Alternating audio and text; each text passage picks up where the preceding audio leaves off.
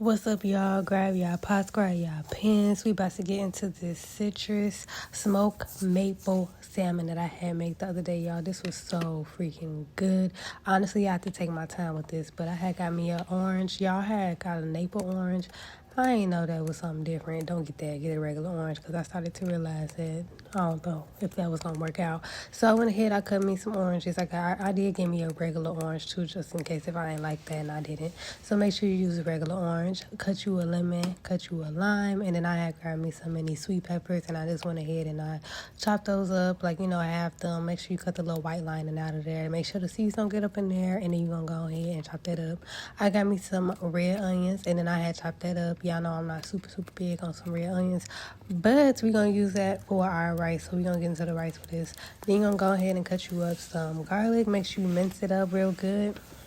And then we're going to go ahead and move on to our salmon. As y'all know, I take that skin right on off. I don't like it. But honestly, it's the best when it's a little bit cold, so that way you can just kind of peel it off real easy like this, and it don't be all super stuck to the skin. Y'all, then you're going to go ahead and season it with the stuff that you see on the screen. You want to make sure you're giving it a generous amount, y'all, because if you're not sneezing, you ain't seasoning right.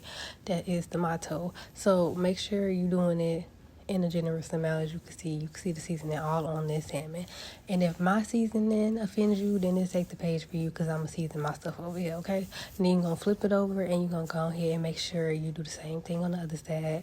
Y'all, I really didn't know how I was gonna assemble this and make it all fit, so I did have to play around with it so I could fit all the fruit on there.